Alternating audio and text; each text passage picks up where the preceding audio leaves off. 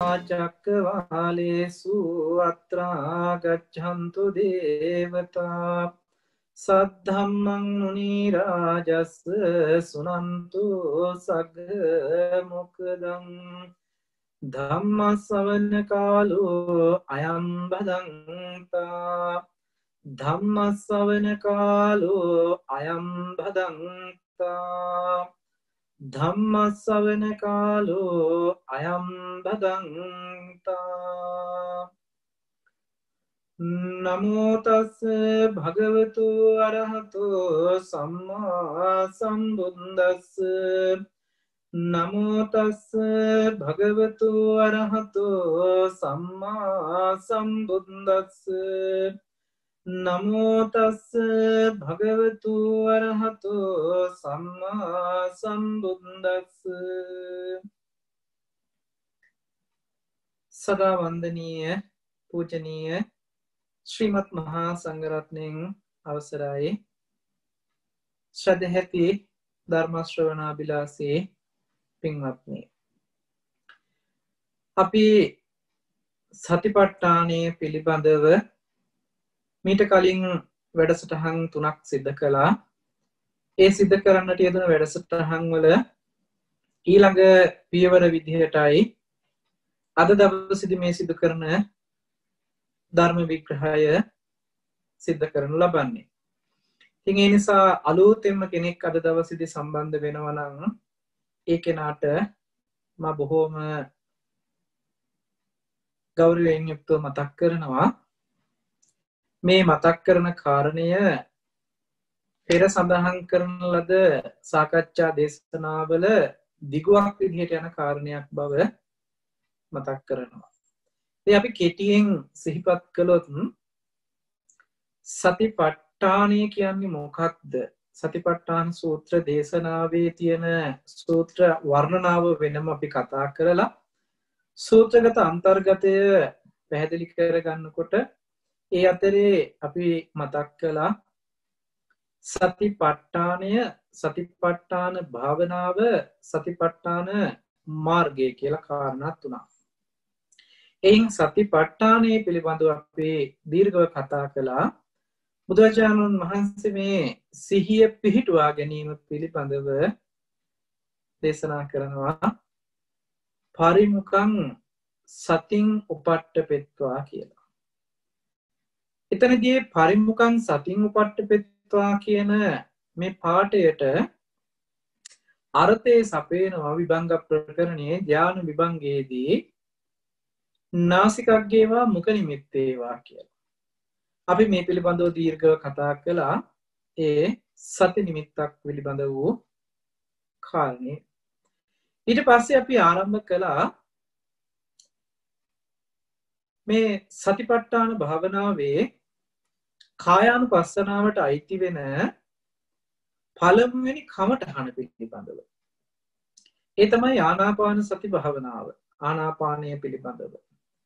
එතනදී අපි පැහැදිලි කළා මේ ආනාපානය සතර සතිපට්ඨානයේ කායානුපස්සනාවෙන් පැහැදිලි කරන්නේ කොයි වගේ කොටසක්ද? ඒ වගේම ඊට සමගාමීව අපි ගත්ත ආනාපාන සති සූත්‍ර දේශනාව. මජ්ක්‍ධිම නිකායේ තුන්වෙනි පොතේ තියෙන ඒ උපරිපන්නාසකයේ තියෙන ආනාපාන සති සූත්‍ර දේශනාව අරගෙන අපි පැහැදිලි කළා ඒ සූත්‍ර දේශනාවේ සඳහන් වෙන්නේ ආනාපානය පිළිබඳව. සතිපට්ඨාන දේශනාවේ සඳහන් වෙන්නේ සතිපට්ඨානයට අයිති වෙන විදිහේ කායානුපස්සනා කොටස ගැන විතරයි ආනාපානය කතා කරන්නේ. මහා සතිපට්ඨාන සූත්‍ර දේශනාවේ කායානුපස්සනාවට අයිති කොටසේ ආනාපාන සති පබ්බේ තුල ධර්මතා 4කින් විතරයි මේ ආනාපානය පිළිබඳව කතා කරන්නේ. දීගංවා රස්සංවා කියලා විදිහට නෑ ඒ දකාරණා 4. කාය සංකාර පස්සම් බයං කාය සංකාරයේ දක්වා කතා කරනවා. හැබැයි ආනාපාන සති සූත්‍ර දේශනාවට ගියාම තවත් කරුණු 12ක් එකතු කරලා එතනදී කාරණා 16ක් කතා කරලා පෙන්නනවා. එතනදී කතා කරන කාරණා 16න් 4 ඒ ආනාපාන සති භාවනාව ඇතුලේ නැවත කායානුපස්සනාවේ කොටස, වේදනානුපස්සනාවේ, චිත්තානුපස්සනාවේ, ධම්මානුපස්සනාවේ කියන මේ අනුපස්සනා හතර මේ සතිපට්ඨානයට වෙනම පෙන්වනවා වගේම ආනාපාන සති භාවනාව ඇතුලේ වෙනම සතිපට්ඨානය පෙන්වනවා. ඒ පෙන්වන එකෙන් එකක් තමයි කායානුපස්සනාවට අයිති වෙන්නේ. ඉතින් මේ කායානුපස්සනාවට අයිති කොටස අපේ ඉලක්කය අපි කතා කරන්නේ සතිපට්ඨානය නිසා. එතනදී අපි එදා පැහැදිලි කළේ මේ කයේ ස්වභාවය නැත්නම් පස්සම්බයං කාය සංකාරං කියන තැන, කියන්නේ කයේ සංසිඳීමක් ඇති වෙන තැන දක්වා, කාය සංකාරයේ සංසිඳීමක් ඇති වෙන තැන දක්වා ආනාපානය පිළිබඳව එදා අපි කතා කළා. එතනදී හුස්ම රැල්ල දැනුම් සහිත බවකින්මයි ඒ කමඨහනේ කටයුතු කරන්න ඕන. ඔතනින් සමත කමඨහනේ කර්මස්ථානය සමාප්ත වෙනවා. ඒ කියන්නේ ඉවර වෙනවා. මහා සතිපට්ඨාන සූත්‍රයේ ආනාපාන සති ගත්තහම, එහෙම නැත්නම් කායානුපස්සනාවේ ආනාපානිය ගත්තහම එතනදී සමත කමඨහන එතනින් නතර වෙනවා. ඊට පස්සේ පටන් ගන්නේ විදර්ශනා කොටස. මොකද මම ඔබට මතක ඇති මතක් කළා භාවනාව කොටස, එහෙම නැත්නම් සතිපට්ඨාන භාවනාව කියලා කොටසක් නම් කළා. සතිපට්ඨානේ, සතිපට්ඨාන භාවනාව, සතිපට්ඨාන මාර්ගය කියලා. මෙතනදී සතිපට්ඨාන භාවනාව කොටසේදී සමත භාවනාව සහ විදර්ශනා භාවනාව කියලා භාවනා ක්‍රම දෙකක් අන්තර්ගත වෙනවා. මෙතනදී විදර්ශනාව තමයි මේ ඊළඟට අපි විස්තර කරලා දෙන්න සූදානම් වෙන්නේ. මෙතනදී විදර්ශනාවේදී පෙන්නනවා ඉති අජ්ජත්තං වා කායේ කායානුපස්සී විහෙරති, බහිද්ධා වා කායේ කායානුපස්සී විහෙරති, අජ්ජත්තං වා කායේ අජ්ජත්ත බහිද්ධං වා කායේ කායානුපස්සී විහෙරති කියලා කොටසක්. අපි මේකේ ඊළඟ කාරණෙත් ගමු. සමුදය ධම්මානුපස්සීවා කායස්මින් විහෙරති, වය ධම්මානුපස්සීවා කායස්මින් විහෙරති, සමුදය වය ධම්මානුපස්සීවා කායස්මින් විහෙරති කියලා මේ වාක්‍ය දෙකක් අපිට හම්බ වෙනවා මේ කමඨානෙදී. එහෙම නැත්නම් මේ කොටසෙදී. හැබැයි මේ කොටසම ආනාපානයේ සඳහානම් කියලා තියෙන්නේ. ඒ කියන්නේ ආනාපාන සති භාවනාව සඳහා නම් හුස්ම රැල්ලේ දැනුම් සහිත බවකින් නම් ඒ සඳහා නම් මේක කියලා තියෙන්නේ. මේක අන්තර්ගත වෙන්නට ඕනේ ආනාපාන සති සූත්‍ර දේශනාවෙත්. හැබැයි අපි ටිකක් විමසලා බැලුවා ආනාපාන සති සූත්‍ර දේශනාවේ මේ ඉති අජ්ජත්තං වා කායේ කායානුපස්සී විහෙරති, බහිද්ධා වා කායේ කායානුපස්සී විහෙරති, අජ්ජත්තං වා බහිද්ධං වා කායේ කායානුපස්සී විහෙරති කියන මේ පාඩේ හම්බ වුණේ නැහැ. ඒක වෙනම විදිහකින් කතා කරනවා. නමුත් මේ ක්‍රමයට නෙමෙයි කතා කරන්නේ. මම ඒක ඉදිරියේදී ඔබට පැහැදිලි කරලා දෙන්නම් ඒ කොහොමද කියන එක. නමුත් මෙතනදී අපි පැහැදිලි කරගන්න ඕනේ අද වර්තමානයේදී අපි දකිනවා අර්ථයන් ගන්නකොට මෙතනදී මේ ඉති අජ්ජත්තං වා කායේ කායානුපස්සී විහෙරති කියලා කිව්වහම මේ ආධ්‍යාත්මික කාය අනුව බලමින් වාසය කරන්න කියලා කියනකොට මේක ගැට ගහ ගන්න හැම නැත්නම් සම්බන්ධ කරනවා මේ ආස්වාසය පිළිබඳව. හුස්ම රැල්ලක් ඇතුළට යනකොට එහෙම නැත්නම් හුස්මක් ගන්නකොට ආස්වාස වාතය තුල අන්තර්ගත වෙන කාරණේ. එහෙම නැත්නම් හුස්මක් ගන්නකොට ඇතුළට නෙපිරෙන්නේ. මේ හුස්ම ඇතුළට ගැනීම අජ්ජත් ආධ්‍යාත්මික පැත්තට ගිය එකක් කියලාද වර්තමානයේ අදහසක් අර්ථයක් ගන්නවා. බහිද්ධං වා කියලා කිව්වහම බහැරට හුස්ම හෙලන නිසා. ඒ කියන්නේ හුස්ම ඇතුලේ ඉඳන් එළියට යනකොට ඒක බහිද්ද බහැරට යන සිද්ධියක්. ඒ නිසා හුස්ම රැල්ල බහැරට යනකොට ඔන්න බහිද්ධං වා. අජ්ජත් බහිද්ධං වා කියලා කියන්නේ මේ හුස්ම ගන්නකොට හෙලනකොට මේ වෙන වෙනස් වීම කියන තැනකින් අද සමහර වෙලාවට අර්ථයන් අරගෙන තියෙනවා කියලා අපිට දකින්නට ලැබෙනවා. නමුත් මෙතනදී එහෙමනම් අපි හොඳට විමසලා බලන්නට ඕනේ. ඔබ නුවණින් මේ කියන කාරණේ හොඳට විමසලා බලන්න. මේ කියන අර්ථය ගන්න පුළුවන්ද කියන කාරණේ. මොකද කලින් අපි කමඨහනි මුලින් දීගං වාස සන්තෝ දීගං අස්ස සාමීති පජානාති දීගං වා පස්ස සන්තෝ දීගං පස්ස සාමීති පජානාති කියලා මේ හුස්මේ ඇතුල්වීම පිටවීම පිළිබඳව දැනුම් සහිත බවක් පිළිබඳව කතා කළා. එතකොට ආයෙත් මේ හුස්ම ආධ්‍යාත්මික පැත්තයි බාහිරයි කියලා දෙපැත්තකට මේ කඩනකොට මේ කියන බලාපොරොත්තු වෙන අර්ථය සිද්ධ වෙනවද කියන එක පිළිබඳව ගැටලුවක් තියෙනවා. මොකද මේක මම එහෙම මතක් කරන්නේ මේ ඉති අජ්ජත්තං වා කායේ කායानुපස්සේ විහෙරති බහිද්ධා වා කායේ කායानुපස්සේ විහෙරති කියන මේ මෙතනින් එහාට ටික අයිති වෙන්නේ විදර්ශනා භාවනා කොටසට. එතනදී පෙන්වන්නේ නැහැ හුස්ම රැල්ලක් පිළිබඳව. හුස්ම රැල්ලේ දැනුම් සහිත බව පිළිබඳව නෙමෙයි මෙතනදී කතා කරන්නේ. ඒ හුස්ම රැල්ලේ දැනුම් සහිත බවින් කටයුතු කරන්න කියලා කිව්වේ සති නිමිත්තේ පිහිටලා ඒ තියෙන නීවරණ භවය නීවරණ ධර්මයන්ගේ තියෙන හයිය අඩු කරලා නීවරණයන් යටපත් කරගන්න පුළුවන් මට්ටමට හිතේ විතරක සංසිඳව ගන්නට තමයි මේ ආනාපාන සති භාවනාව සමත කර්මස්ථානයේ කමඨහන වඩන්න කියලා මතක් කරන්නේ. දැන් එහෙම හිත සමතේකටපත් වෙලා තමයි සබ්බකාය පටිසංවේදී කියන තැනට ඇවිල්ලා තියෙන්නේ. පස්සම්බයං කාය සංකාරං කියන තැනට ඇවිල්ලා තියෙන්නේ.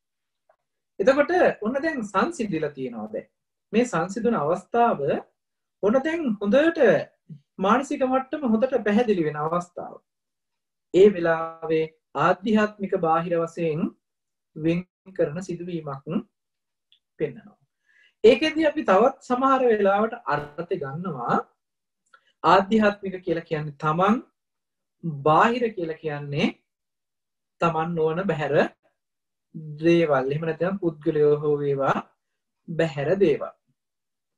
එතකොට තමන් ආධ්‍යාත්මිකයි තමන් නොවන අනිත් සියලු දේ බාහිරයි. එතනදී දැන් ඔන තමන් හුස්ම ගන්න හෙලන කාරණාව පිළිබඳව දකිනකොට ඒක ආධ්‍යාත්මික වෙච්ච සිද්ධියක්. දැන් තමන් ආධ්‍යාත්මිකයි කියලා ගත්තාම ඔන්නේ හුස්ම රැල්ල ගැන ඉහළ පහළ යන මේ ආස්වාස ප්‍රස්වාසය ආධ්‍යාත්මික වෙන සිදුවීමක්. අපිට දකින්නට ලැබෙන බාහිර පිරිස පුද්ගල සත්ව පුද්ගල වශයෙන් ගත්තාම අපිට පේන මට්ටමේ ඉන්න සත්තු ගත්තාම මොකද ද්‍රව්‍ය කාරණා හුස්ම ගන්න නැහැනේ. ගෙවල් දොරවල් යාන වාහන වතු පිටිට කඩන් ආදී මේ බඩු මුට්ටු ආදී දේවල් හුස්ම ගන්නවා කියලා අපිට සඳහන් කරන්න බෑනේ. අවිඥානිකයිනේ. අචේතනිකයිනේ. එහෙනම් සත්ව කොටාසය ගන්න වෙනවා. මේ සත්ව කොටාසය හුස්ම ගන්නවා හුස්ම හෙලනවා කියන එකක් පිළිබඳව අපි අධ්‍යයනය කරනවා. එහෙම අධ්‍යයනය කරන්න ගියපුවාම ප්‍රායෝගිකව මුණ පාන්න වෙන ගැටලුකාරීභාවයන් දකින්නට තිබෙනවා. සමහර වෙලාවට බැනුම් අහන්න සමහරලාට ගුටි කන්නත් වෙයි. තව කෙනෙකුගේ හුස්ම ගන්න එක දිහා බලන්න ගිහිල්ලා. නමුත් මේ කියන්නේ ආධ්‍යාත්මික බාහිර කියලා කියනකොට තමන් සහ තමන් නොවන තමන්ට බැහැර තියනවා කියන තැනකින් වෙන් කරන්නේ බොහොම රළු අර්ථයකින්. ඒ කියන්නේ ඕලාරික අර්ථයකින් බෙදන්නේ. මේක බෙදුවා කියලා මහා විශාල වැරද්දක් නෙමෙයි මේ කියන්නේ. නමුත් මේක මෙතනින් ඉවර නෑ. තව ආධ්‍යාත්මික පැත්ත කියලා කියපුවම ආධ්‍යාත්මික සිද්ධියක් වෙන්නනවා. බාහිර ගත්තාම බාහිර සිදුවීමක් වෙන්නනවා. හැබැයි මෙතන මේ ආධ්‍යාත්මික බාහිර කියලා කතා කරන කාරණේ ආනාපානයේ හරහා යන සිද්ධියක් නෙමෙයි. ආනාපාන සති භාවනාවට විතරක් අයිති එකකුත් නෙමෙයි. අපි මින් ඉදිරියට බලමු එකින් එක ඒ කමඨහන් වල එක එක කමඨහනක් ගත්තාම ඒ සියලුම කමඨහන් ටික ඉවර කරන්නේ ඉති අජ්ජත්තං වා කායේ කායානුපස්සේ විහෙරති බහිද්ධා වා කායේ කායානුපස්සේ විහෙරති කියලා මෙන්න මේ කාරණා ටික කතා කරලාමයි. ඒ කියන්නේ විදර්ශනා ටිකක් කතා කරනවා. හැබැයි විදර්ශනාව හැම තැනකම කතා කරලා තියෙන මේ එකම ටික. එහෙනම් මේ හැම එකකටම පොදු වෙච්ච කාරණයක්. හැම කාරණාවකටම පොදු වෙච්ච සිද්ධියක් මිස ආනාපානයේ පිළිබඳව අජ්ජත් බහිද්ද බලන්න කියලා කියපු කාරණාවක් නෙවෙයි කියලා හම්බ වෙනවා. මොකද එහෙම නෙවෙයි කියලා මම ඔබට මතක් කරන්නේ ආනාපාන සති සූත්‍ර දේශනාවේදී අපිට මේ ආනාපානයේ පිළිබඳව දීර්ඝ විස්තරයක් කරනවා.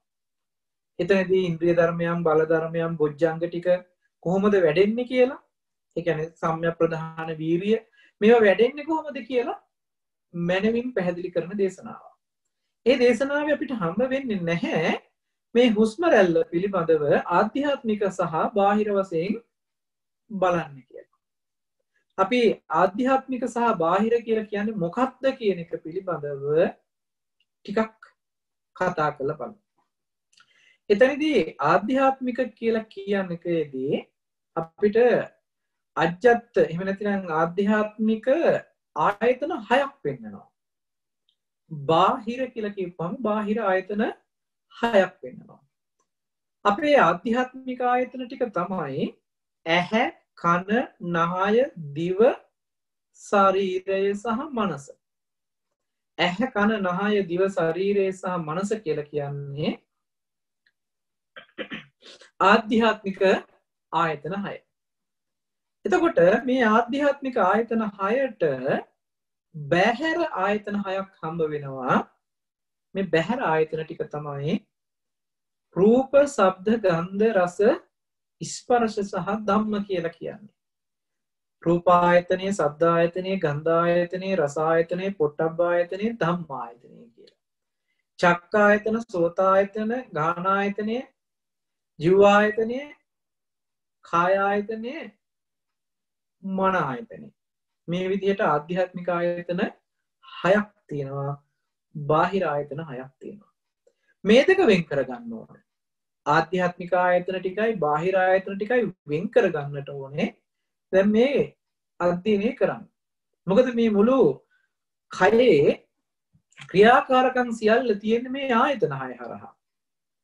එහෙමනම් මේ ආධ්‍යාත්මික කයේ සහ බාහිර කයේ ඕක අපි සාමාන්‍යයෙන් තව කතා කරනවා නාමකය සහ රූපකය කියලා.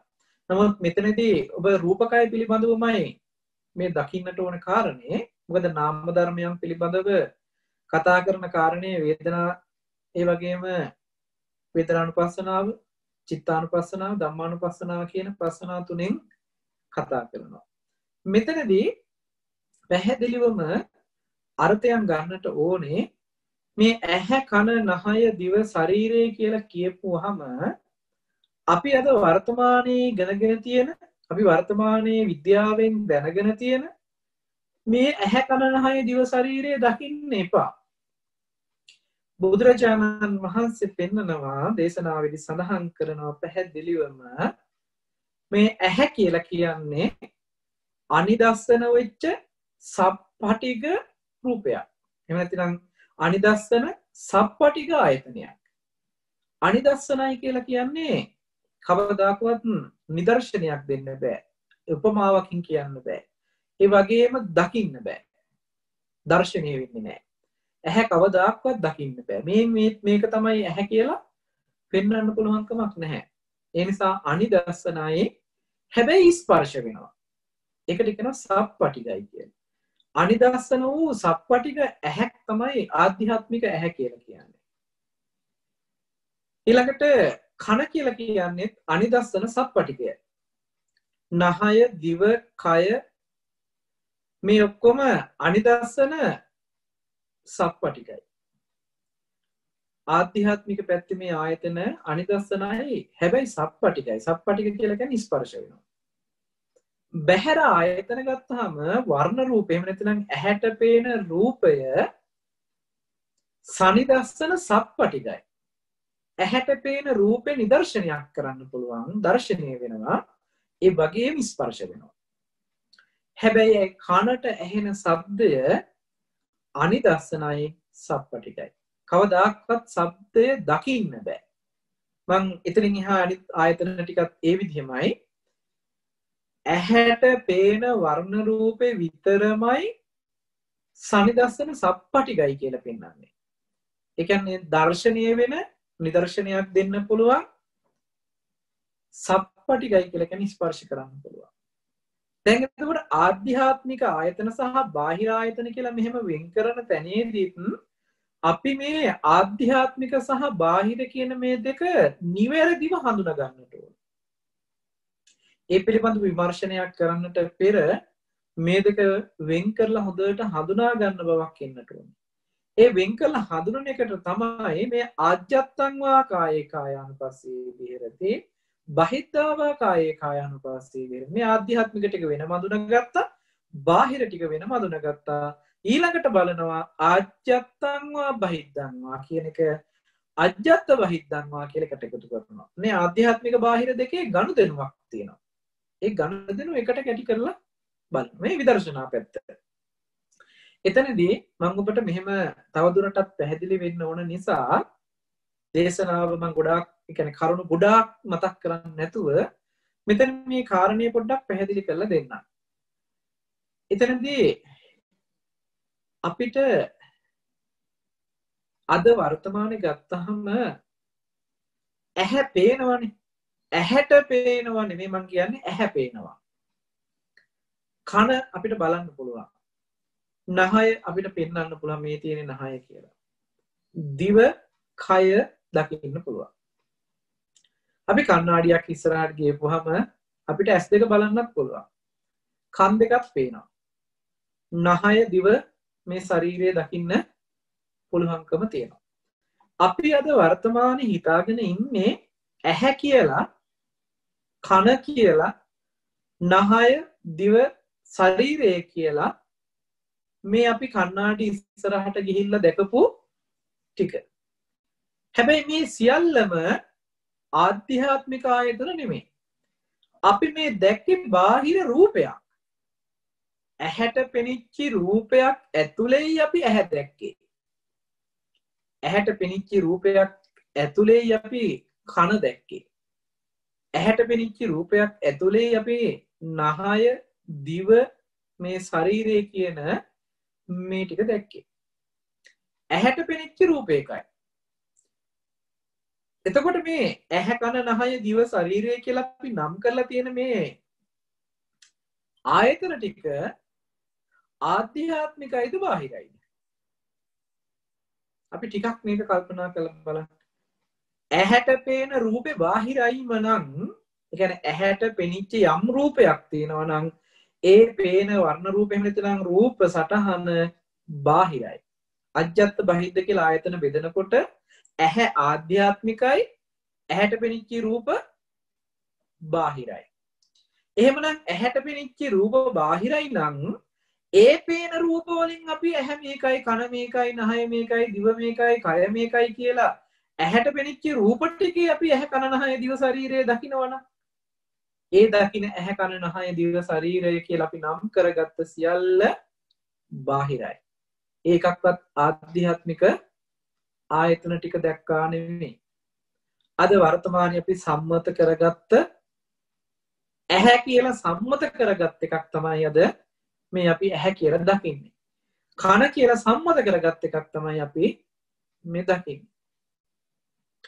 අපි මම ඔබට මේකට හොඳ උදාහරණයක් පෙන්නන්නම්. අපිට කනක් අඳින්න කියලා කිව්වා. අපි හිතමුකෝ දරුවෙකුට හරි වැඩිහිටියෙකුට හරි කනක් චිත්‍රයකට නගන්න කියලා කිව්වොත්, චිත්‍රයක් අඳින්න කියලා කිව්වොත් අපි කන අඳිනවා. අපි කන කියලා අඳින්නේ කම් පෙත්ත අඳිනවා. විවහාර කරන භාෂාවෙන් ගත්තාම කම් පෙත්ත අඳිනවා. මේ හැඩය අඳිනවා. චිත්‍රයකට ලස්සනට අඳිනවා. අපි කියන ඕක තමයි කන කියලා. ඔබ නිකන් හිතන්න, දැන් ඒක කන නම් ඒකට නම් සද්දය ඇහෙන්නේ ඒ හැඩය තියෙන කොටස අපේ ශරීරයෙන් කපලා අයින් කරන්න. ඒත් ඔබට සද්දය ඇහි. එහෙනම් මේ ඇදලා තියෙන්නේ කන නෙමෙයි. කන කියලා සම්මත කරපු එක. හැබැයි කනේ සද්දය ඇහෙන්නේ ඒ ඇතුලේ අවයව හැදිලා තියෙනවා ඒ කනේ ශ්‍රවණය කියන කාරණාව උකහා ගන්න පුළුවන් වෙන විදිහට. හැබැයි ඒද අද විද්‍යාත්මකව කතා කරන ඒ රූප සටහන් වලින් කතා කරන්නේ රූපයකට අයිති එකක් නෙමෙයි මේ කන කියලා කියන්නේ. කන ඒ කියන්නේ සෝත ආයතනය කියලා කියන්නේ ඒකට නෙමෙයි. එතන ක්‍රියාත්මක වෙන ක්‍රියාවටයි ආයතනය කියලා කියන්නේ. ඇහැ කියලා අද ඇහි හරස්කඩක් කපලා මේ හරස්කඩේ කෑලි ටික නම් කරලා අද විද්‍යාවෙන් අපි ඉගෙන ගන්නවා මේක තමයි ඇහැ කියන්නේ කියලා. හැබැයි ඒ ඉගෙන ගන්න ඒ රූප සටහනේ තියෙන ඒ අන්තර්ගත වෙන කොටස් ටික ඔක්කොම භෞතික සිද්ධියක් මිස පෙනීම දෙනවා කියන ක්‍රියාවලිය පෙන්වන්න බෑ. එහෙනම් මේ ඇහැ කියලා කියන්නේ පෙනීම ලබා දෙන ක්‍රියාවලියටයි. ඒ ක්‍රියාවලිය ධර්මානුකූල වෙච්ච ක්‍රියාවලිය. ඒ ක්‍රියාවලිය කවදාකවත් නිදර්ශනයකින් එහෙම නැතිනම් සනිදර්ශන වෙන්නේ නැහැ. දකින්න බෑ. හැබැයි ඒක ක්‍රියාත්මක වෙලා ලැබෙනකොට ලැබෙන ඵලය අපිට දකින්න පුළුවන්. ඒ කියන්නේ වර්ණ රූපයක් ඇහැට පෙනිලා ඒ ආයතන කෘත්‍ය කරලා හිතින් ඒක හිතනකොට ඔන්න හිතට හොඳට මේක පරිසරයේ ග්‍රහණය කරගන්න පුළුවන් මේ ඇස් ඉදිරි පිටට රූපයක් ඇවිල්ලා නේද කියලා. හැබැයි කවදාක්වත් ඇහැක් අපි දැකලවත් නැහැ. ඇහැ දකින්නත් බෑ. අනාගතයේ යම් දවසකවත් අපිට මේ ඇහැ දකින්න පුළුවන් එකක් නෙමෙයි. ඒ නිසායි අනිදස්සනයි කියලා කියන්නේ. කනත් එහෙමයි, නහයත් එහෙමයි, දිවත් එහෙමයි, කයත් එහෙමයි. නමුත් අද වර්තමානයේ අපි කොච්චර මුලා වෙලා වැරදි අර්ථයක් අරගෙන තියනවද කියන එක ඔබ තේරුම් ගන්න. අපි සම්මත කළා මෙන්න මේකට ඇහැ, මේකට කන, නහය, දිව, ශරීරය තමයි මේ තියෙන්නේ කියලා. හැබැයි මේ සියලු දේ අයිති වෙන්නේ ඇහැට පෙනිච්ච වර්ණ රූපෙටයි. ඇහැට පෙනිච්ච රූපයකට තමයි, ඒ රූපය ඇතුලේ තමයි අපි මේ සියලු දේ සම්මත කරගෙන තියෙන්නේ. ඒ නිසා බුදුදහමේ කතා කරන ඇහැ, කන, නහය, දිව, ශරීරය කියලා කියන්නේ ආධ්‍යාත්මික පැත්තේ තියෙන ආයතන ටික. එහෙමනම් දැන් ඔන්න ඔය නුවණ එනකන් අපිට මේක කාරණේ දෙකට වෙන් කරගන්න වෙනවා. ඔය මම කතා කළේ ආධ්‍යාත්මික බාහිර කියන කාරණාවට. ඉතින් ඔන්න ඔය වගේ තව මේකේ ගැඹුරක් එහෙමම තියෙයි. මම ඔබට අර මතක් කරන්න ඕනකම තිබුණේ ආධ්‍යාත්මික බාහිර කියලා වෙන් කරනකොට මෙන්න මෙහෙම ධර්මතාවයකිනුයි තියෙන්නේ කියන එක පැහැදිලි කරන්න. අපි මේක ඉදිරි වැඩසටහන් වලදී පැහැදිලි කරලා දෙනවා දීර්ඝව. නමුත් අදට මට මතක් කරන්න ඕනකම තියෙන්නේ ආධ්‍යාත්මික සහ බාහිර කියලා කියන්නේ මෙන්න මේ වගේ තැනකින් මිනුම් දණ්ඩක් තියාගන්න ඕන කාරණයක්. තමන් ආධ්‍යාත්මිකයි, තමන්ට තියෙන බහැර තියෙන දේ බාහිරයි කියලා කිව්වට ඕලාරික වශයෙන් වැරදි නැහැ. ඒ කියන්නේ රළු මට්ටමින් වැරදි නැහැ. මොකද ආධ්‍යාත්මික පැත්තෙන් ඇහැ, කන, නහය, දිව, ශරීරයේ තියෙන තමන් කියලා කියන මේ ටිකට ඇහැට පේන රූප, කනට ඇහෙන ශබ්ද, නහයට ගන්ධය, දිවට රස, කයට ස්පර්ශ කියලා මේ රූප, ශබ්ද, ගන්ධ, රස, ස්පර්ශ කියන බහැර ටික තමන්ට අයිති නැති තමන්ගෙන් බහැර ටිකක්. ඒ බහැර ටිකේ ඉන්න සත්වයේ පුද්ගලයෝ ටික ගැන තමයි අපි මේ බාහිරව බලන්න ඕනේ කියලා කිව්වට ඒක වැරදි නැහැ. හැබැයි ඒක එතනින් ඉවර නැහැ. ඒක තවත් සියුම් වෙන්නට ඕන.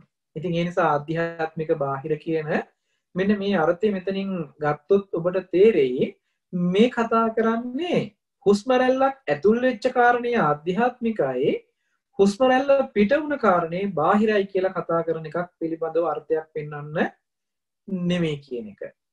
ඒ විතරක් නෙමෙයි, මේ ආධ්‍යාත්මික බාහිර වශයෙන් වෙන් කරගත්තාම තමයි අපිට මේ ලෝකයේ තියෙන ගනුදෙනුව වෙන් කරගන්න පුළුවන්කම තියෙන්නේ. මෙන්න මේක හොඳට තේරෙන තැනකට මම ඔබ ගේන්නම්. ඔබට මතක ඇති සිහිය පිහිටුවා ගැනීම පිළිබඳව මම මතක් කළා. එතනදී සතිපට්ඨානය පිළිබඳව මතක් කරනකොට මේ සති නිමිත්තෙන් කරන එහෙම නැතිනම් සිහිය පිහිටුවා ගැනීමේදී වෙන ආනිසංසය එහෙම නැතිනම් ප්‍රයෝජනෙ මම මතක් කළා. ඇතුළට නැඹුරු වෙච්ච බවක්. ඒ කියන්නේ මේ ආධ්‍යාත්මික පැත්තට නැඹුරු වෙච්ච බවක් තමයි සිහිය පිහිටවුවම තියෙන්නේ. ඒ කියන්නේ සිහියෙන් ඉන්න කෙනා, වර්තමාන සිහියෙන් ඉන්න කෙනා මේ ආයතන වලින් එළියට බහින්නේ නැහැ. ආයතන වලින් එළියට බහින්න නැතුව ඇතුළට වෙලා ඉන්න පුළුවන්කම හැදෙනවා. හදා ගන්නවා මේ සති නිමිත්තක පිහිටලා සිහිය පිහිටවා ගත්තාම වෙන්නේ. ඒ නිසා සිහිය කියලා කියන්නේ ආධ්‍යාත්මික පැත්තට නැඹුරු කරලා තබන උපක්‍රමශීලී භාවය. සිහියෙන් ඉන්නකොට මෙහෙම ආධ්‍යාත්මික පැත්තට නැඹුරු වෙලා ඊට පස්සේ නුවණට පුළුවන්කම තියෙනවා මේ කාරණේ හොඳට එන අරමුණු ගැන, එහෙම නැතිනම් මේ රූපය ගැන, වේදනාව ගැන, සංඥා සංකාරයේ විඥානීය ගැන කියන මේ එහෙම නැතිනම් නාම රූප දෙක පිළිබඳව හොඳට විමසලා බලන්න පුළුවන්කම තියෙනවා. ඉතින් ඒ නිසා ආධ්‍යාත්මික පැත්තට නැඹුරු වුණාම තමයි සිහියක පිහිටපු කෙනෙකුට තමයි තව දුරටත් තියෙන විතර්ක සංසිඳවගෙන නීවරණ දුරු කරන්න ආනාපාන සති සමත කමඨහන වඩනවා. ආනාපාන සති සමත කමඨහන වඩනකොට නීවරණ ටික යට යනවා. එහෙම නැතිනම් නීවරණ වල හයිය අඩු වෙනවා. එතකොට හිතට ඔන්න දැන් පුළුවන්කම තියෙනවා නුවණ මෙහෙवला කටයුතු කරන්න. නුවණ මෙහෙवला කටයුතු කරනකොට ඔන්න පුළුවන්කම තියෙනවා මේ ආධ්‍යාත්මික පැත්තට නැඹුරු වෙලා තියෙන නිසා මේ කෙනාට ඉස්සෙල්ලම ආධ්‍යාත්මික පැත්ත ප්‍රකට වෙනවා. ඊට පස්සේ බාහිර ආධ්‍යාත්මික බාහිර දෙකේ ගනුදෙනුව හොන්දට බලාගෙන ඉන්න පුළුවන්කම ලැබෙනවා. එහෙම බලනකොට එහෙම විමසනකොට නුවණකින් මේ විමසන්නේ මේ විදර්ශනා ඥාන දර්ශනය. එතනදී මේ විදර්ශනා නුවණින් විමසනකොට අනිත්‍ය වශයෙන්, දුක් වශයෙන්, අනාත්ම වශයෙන්, අසුභ වශයෙන් කියලා අනිත්‍ය දුක්ඛ අසුභ අනාත්ම කියන කියන්නේ සතර විපල්ලාසයන් දුරු වීම පිණිස බලන්න පුළුවන් නුවණින් විමසලා. සතර විපල්ලාස කියලා කියන්නේ නিত্য සුඛ සුභ ආත්ම. නিত্য සුඛ සුභ ආත්ම කියන ධර්මතා හතර තමයි අපේ තියෙන විපල්ලාස හතර. මේ විපල්ලාස කියලා කියන්නේ අපි රැවටිලා ඉන්න කාරණා. එහෙම නැත්නම් කෙලෙස් වලින් නිර්මාණය වෙච්ච කාරණා ටික. ඇත්ත නෙවෙයි මේ. එහෙමනම් මේ දුරු වීම පිණිස සතර විපල්ලාසයන් දුරු වීම පිණිස අනිත්‍ය වශයෙන් බලන්න පුළුවන්. දුක් වශයෙන් බලන්න පුළුවන්. අසුභ වශයෙන් බලන්න පුළුවන්. අනාත්ම වශයෙන් බලන්න පුළුවන්. අනිත්‍ය දුක්ඛ අසුභ අනාත්ම කියන ධර්මතාවලට යටත්ව බලන්න පුළුවන්කම තියෙනවා. එතකොට ඒ බලන එක තමයි විදර්ශනා ඥාන දර්ශනයෙන් කරන්නේ. එතකොට මේ ඒ බලන්න තමයි දෙපැත්තකට වෙන් කරනවා. ආධ්‍යාත්මික පැත්ත සහ බාහිර පැත්ත කියලා. එතකොට මෙහෙම ආධ්‍යාත්මික බාහිර වෙන් කරලා එහෙම විමසනකොට හොඳට නුවණ වැඩෙනවා. මොකද මේ ධර්මතා දෙක හොඳට වෙන් කරලා හඳුනා ගන්න පුළුවන්. ආධ්‍යාත්මිකයේ තියෙන දේවල් බැහැර බාහිරයට පතිත කරලා බාහිරය තුල දකින්න ගියොත් අපිට මේ ආධ්‍යාත්මික බාහිර දෙකම වෙන් කර ගන්න බැරුව යනවා. මම මේ පිළිබඳව ඔබට පොඩි උදාහරණයක් කියන්නම්. උදාහරණය තමයි ගෞරවනීය අපේ මාංකඩල සුදස්සන ස්වාමීන් වහන්සේ නිතර මතක් කළ උදාහරණයක් තමයි ওই චිත්‍රපටි ශාලාවක වෙන සිදුවීම. චිත්‍රපටි ශාලාවක වෙන සිද්ධිය තමයි සුදු පාට තිරයකට ප්‍රොජෙක්ටර් එකකින් එහෙම නැතිනම් ලයිට් එළියක් ප්‍රොජෙක්ටර් එකකින් එන ලයිට් එළිය පින්තූර රාමු හරහා ගිහිල්ලා ඒ සටහන අරගෙන ගිහිල්ලා පතිත වෙනවා අර තිරේට. තිරේට පතිත වුණාම දැන් හිස්ව තිබුණ තිරේ සුදු පාට හිස්ව තිබුණ තිරේට අර ගෙනල්ලා පතිත කරූප එක වැටුණාම දැන් තිරේ මේ ඡායාවයි දෙක වෙන් කරන්න බැරුව යනවා. ඡායාව ගලවලා අයින් කරන්න බෑ තිරේ ඉතුරු වෙද්දී. තිරේ ගලවලා අයින් කරන්න බෑ ඡායාව එතන ඉතුරු කරලා. මොකද මේ දෙකම මේ එක මත පතිත වෙලා තියෙන්නේ. ඒ කියන්නේ දැන් තිරේ ගලවලා අයින් කරොත් ඡායාව පේන්නේ නැති වෙයි. ඡායාව ගලවලා අයින් කරන්න බෑ තිරේට පතිත වෙලා තියෙන වෙලාව. එහෙමනම් මේ තිරේ සහ ඡායාව දෙකක් කියලා හඳුනා ගන්න මොකද කරන්න වෙන්නේ? ඉස්සල්ලාම මේ තිරේට ඡායාව පතිත වෙන එක නතර කරන්න වෙනවා. ඒ නිසා ප්‍රොජෙක්ටර් එක පැත්තෙන් මේ පතිත කරන්න තියෙන කාරණේ අයින් කරන්න වෙනවා. ඒ අයින් කරලා ඊට පස්සේ අපිට පුළුවන්කම තියෙනවා ඒක ක්‍රියාත්මක වෙන්නේ ප්‍රොජෙක්ටර් එක ඇතුලේ වෙන ක්‍රියාකාරකම. තිරේ කියලා කියන්නේ බහැරට තියෙන දේ. තිරේ ස්වභාවය වෙනම අඳුන ගන්නවා. ප්‍රොජෙක්ටර් එකේ ස්වභාවය වෙනම අඳුන ගන්නවා. මේ දෙක එකට පතිත වෙලා තියෙන තාක්කල් අපිට මේ දෙකේ ක්‍රියාකාරකම වෙන වෙන වශයෙන් අඳුන ගන්න පැහැදිලිව නිරවුල්ව කරගන්න පුළුවන්කමක් ලැබෙන්නේ නැහැ. මොකද මේක දෙකම එකක් වෙලා තියෙන නිසා. අද අපිට ආධ්‍යාත්මිකයේ තියෙන සිද්ධියයි බාහිරේ තියෙන සිද්ධියයි දෙක එකට ගැට ගහලා මේ දෙක එකක්ම වෙලා එක මත එක පතිත වෙච්ච දෙයක් බවට පත් වෙලා තියෙනවා. ඒ නිසා අපිට ඉස්සල්ලාම කරන්න වෙනවා මේ ආධ්‍යාත්මික බාහිර දෙක වෙන් කරන්න. ඒ නිසා තමයි කමඨහනේ අපිට මුලින්ම විදර්ශනා පැත්තට යනකොට මේ ආධ්‍යාත්මික සහ බාහිර දෙක වෙන් කරගන්න කියලා පැහැදිලි කරන්නේ. ඊට පස්සේ පෙන්නනවා අපිට ඒ ටික අපි පැහැදිලි කරන්නම් ඊළඟ ඉදිරි වැඩසටහන් වලදී. සමුදය ධම්මානුපස්සීවා කායස්මින් විහෙරති වය ධම්මානුපස්සීවා කායස්මින් විහෙරති සමුදය වය ධම්මානුපස්සීවා කායස්මින් විහෙරති කියලා මේ ඇති වෙන හැටි හේතු නිසා හටගන්න හැටි හේතු නැති වෙනකොට නැති වෙන හැටි කියලා මේ ධර්මතා දකින්න හැටි පැහැදිලි කරනවා. එතනදී මේ විදිහට මේ ආනාපාන සති සමත කමඨහන හරහා විතර්ක සංසිඳවලා නීවරණ ටික අඩු වුණාම ආධ්‍යාත්මික වශයෙන් සහ බාහිර වශයෙන් කියලා මේ ආයතන වෙන් කර ගැනීම තමයි මූලිකව කළ යුතු වෙන්නේ. ඉතින් ඒ නිසා අද ඔබට මම පැහැදිලි කරන්නම් මතක් කරන්නම් අපේ ප්‍රායෝගිකව අපේ ජීවිතයට එකතු කරගන්න ඕන කාරණේ මොකක්ද කියලා. අපි සති නිමිත්තේ හොඳට පුරුදු කරලා හුස්ම රැල්ල පිළිබඳව හොඳට දැනුම් සහිත බවකින් ඉන්නකොට අපේ හිතේ ඇතුලේ කතා කරන බවක් තියෙනවා විතර්ක ටිකක්. හිතේ නොයෙකුත් අරමුණු වලට පණින බවක් තියෙනවා.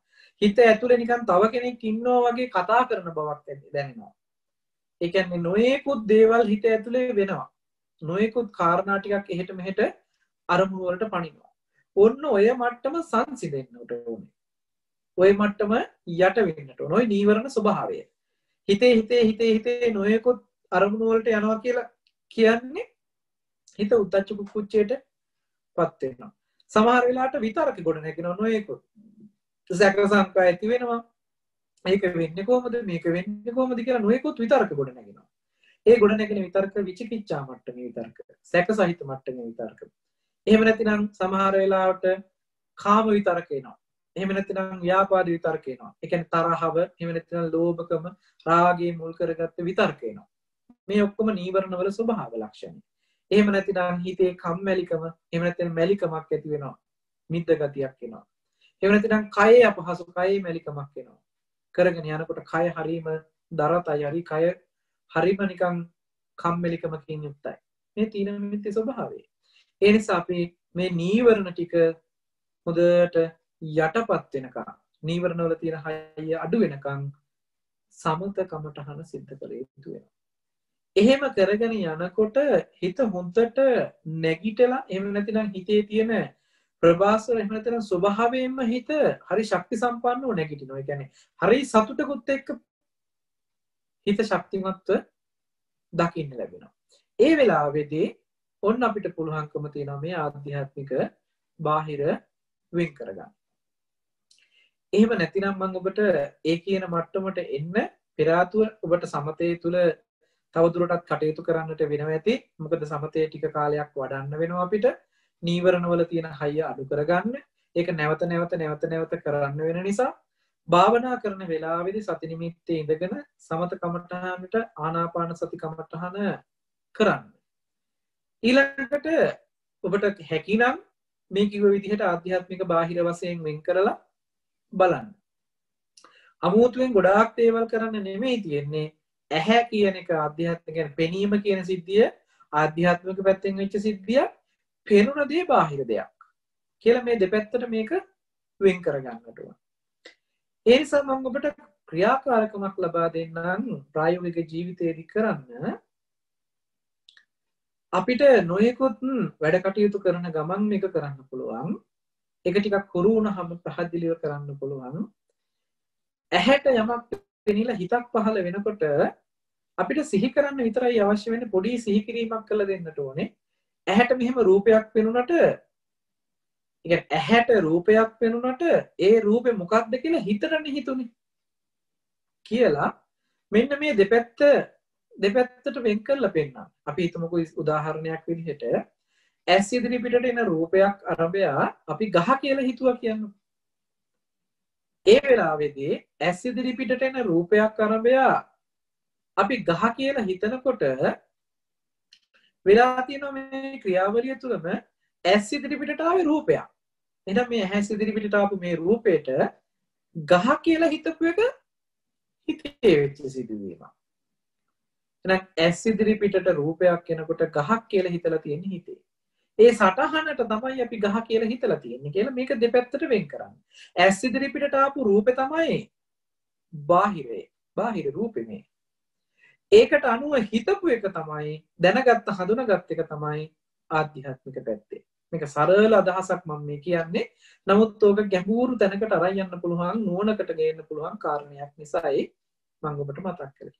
ඒ නිසා අපි ඇස් ඉදිරි පිටට කවුරු හරි කෙනෙක් හම්බ වුණත් ඒ රූපේ දැක්ක ගමන් මේ ඇස් ඉදිරි පිටට ඒ කියන්නේ ඇහැට පෙනිච්ච රූපේ මෙහෙම මේ අම්මා කියලා හිතටනේ හිතුනේ. මේ තාත්තා කියලා හිතටනේ හිතුනේ. ඒක වැරදි කියන එක නෙමෙයි මේ කියන්නේ මේ වෙන ක්‍රමය මේ කියන්නේ. එහෙම නැත්නම් අම්මා කියලා හිතන්න එපා, තාත්තා කියලා හිතන්න එපා, ගහ කියලා හිතන්න එපා කියන එකක් නෙමෙයි මේ කියන්නේ. අපිට පෙන්වන්න ඕනේ ඇස් ඉදිරි පිටට ආපු රූපෙට මේ විදිහට හිතුවේ අපේ හිතෙන් නේද කියලා. ඒ කියන්නේ මනස පැත්තෙන් නේද කියන එක මේක නිතර භාවිතා කරන්න ඔබ වැඩ කටයුතු කරන ගමන් නොයෙකුත් කටයුතු කරන ගමන් මේක පහසුවෙන් කරගන්න පුළුවන් තැනට පත් කරගන්න මේක ඉදිරියේදී අපිට ලොකු ප්‍රයෝජනයක් වෙනවා මේ කමටහන ඉතුරු කටයුතු ටික කතා කරනකොට. ඒ නිසා ඔබ භාවනා කරන වෙලාවේදී වාඩි වෙලා බොහොම විවේකයෙන් භාවනා කරන වෙලාවට සති නිමිත්තක පිහිටලා හොඳට ආනාපාන සති භාවනාව වඩන්න. ඊට පස්සේ Tamanට නීවරණ ටික අඩු වෙනවා කියලා තේරෙනවා නම් ඒ කෙනෙකුට මේ විදර්ශනා පැත්තේ ආධ්‍යාත්මික බාහිර පැත්තට වෙන් කළා බලන්න පුළුවන්. මම මේක තව දුරටත් ඉදිරියට විස්තර කරනවා. තව වැඩසටහන් කීපයක් සමහරවිට කරන්න වෙයි ආධ්‍යාත්මික බාහිර ගැන එච්චරකට ගැඹුරු අර්ථයක් තියෙනවා මේකේ. ඒ නිසා අපි එහෙම කතා කරමු. එහෙම නැතිනම් ඔබට ප්‍රායෝගික ජීවිතයේ වැඩ කටයුතු කරන ගමන් ඇස් ඉදිරි පිටට එන කාරණාවේදී ඇස් ඉදිරි පිටට ආපු රූපය මේ රූපය කියලා දකින්න ඒ රූපේ නම් කරන්නේ මේ පොත මේ ගෙදර එහෙම නැතිනම් මේ වාහනේ මේ ෆෝන් එක එහෙම නැතිනම් මේ මොනවා හරි යම් කෙනෙක් මේ දරුවා මේ අම්මා මේ තාත්තා එහෙම නැතිනම් මේ නෝනා මේ මහත්තයා කියලා මේ හිතන බව තියෙන මානසික පැත්තේ. හැබැයි ඇහැට පෙනිච්ච රූපෙට හිතපු බව මානසිකයි. අපි ඒක නිකන් තවත් තේරෙන්න ඔබට නිකන් අදහසක් මම කියන්නම්. ඇහැට අපිට රූපයක් පේනකොට ඒ රූපෙට අපි අම්මා කියලා හිතනවා. ඒ ඉන්න අම්මා තව කෙනෙකුට රූපේ පේනවනේ ඒ රූපෙම.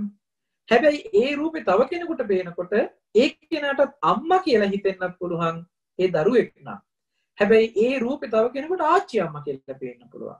ඒ කියන්නේ අපේ දරුවන්ට ඒ රූපේ පේන්නේ ආච්චි අම්මා විදිහට. එතකොට දැන් එතන ආච්චි අම්මා හිටියනම් අපිටත් ආච්චි අම්මා පේනෙන්නට ඕනේ.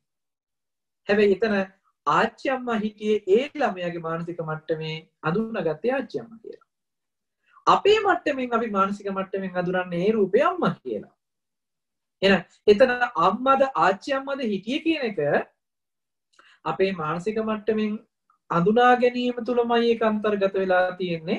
එතන අම්මෙක් නෑ ආච්චි අම්මා කෙනෙක් නෑ කියන එක නෙමෙයි මේ බලන්න කියන්නේ. එතන සත්වයක් නෑ පුද්ගලයෙක් නෑ කෙනෙක් නෑ කියලා බලන එක බලන්න ගියොත් වෙන්නේ අපි දන්නේම නැති අපි උච්ඡේදවාදයට වැටෙනවා. උච්ඡේදවාදී බවට වැටෙන්න අවශ්‍ය නැහැ. භාවනා කරන්න ගිහිල්ලා මොකද නෑ කියන තැනකට එහෙම නැතිනම් මුකුත්ම නෑ හිස් බවයි තියෙන කිසිවක් නෑ කියන තැනකට නැත කියන අන්තයට ඇසුරු කරන්න මේ බෞද්ධ භාවනා ක්‍රමවේදය තුළ අපිට උගන්වන්නේ නැහැ. ඒ නිසා තමයි සමුදය ධම්මානුපස්සීවා වය ධම්මානුපස්සීවා කියලා කතා කරන්නේ. මම ඒක ඉදිරි කාරණාවේදී අපි කතා කරනවා. අදට ඔබට මතක් කරන්න තියෙන්නේ මෙන්න මේ ඇහැට පේන රූපයක් අරඹයා ඒ පේන රූපෙට හිතින් නේද මෙහෙම නමක් දාලා තියෙන්නේ මෙහෙම දෙයක් හිතලා තියෙන්නේ කියලා මේ දෙක වෙන් කරලා චුට්ටක් අපි එහෙම වෙන් කරගන්න උත්සාහවත් වෙමු. මේක මේ ආධ්‍යාත්මික බාහිර වෙන් කරගන්න ලොකු උපකාරයක් වෙනවා. අපි ටික පියවරෙන් පියවර මේ වැඩේ ඉදිරියට කරමු, පුරුදු පුහුණු කරමු. ඒ නිසා ප්‍රායෝගිකව ඔබට ඔන්න මේ කටයුත්ත අභ්‍යාසයක් විදිහට කරන්න පුළුවන්කම තියෙනවා. ඉතින් ගැටලු ඇති වුණොත් ඒ අතරේ මම හිතන්නේ කටයුතු ටිකට ප්‍රසන්ත මහත්තයා සම්බන්ධීකරණ කටයුතු කරાવી. ඒවට අවශ්‍ය කරන තොරතුරු අපි ඉදිරිපත් කරන්න. මේ පොතපතෙන් අවශ්‍ය කරන මූලාශ්‍ර ටික ඔබට හොයලා දෙන්නම්. ඒ නිසා දැනට ওই ටික මතක් කරමින් අදට සාකච්ඡාව ඉදිරිපත් කරන බලාපොරොත්තු වෙච්ච දහම් පණිවිඩය මෙතකින් සමාප්ත කරනවා. මේ අයට අහලා දැනගත යුතු මේ කතා කරපු කාරණාවට සම්බන්ධ යම් ගැටලුවක් තියෙනවා නම් ඉදිරිපත් කරන්න අවස්ථාව තියෙනවා.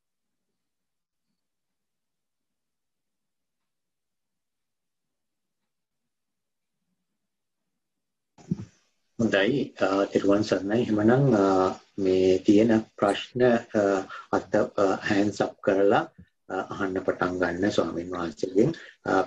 පහුගිය දේශනාවලින් සම්බන්ධවත් මොනවා හරි ප්‍රශ්න තියෙනවා නම් ඒකත් අහන්න පුළුවන්. තිරුවන් සරණයි.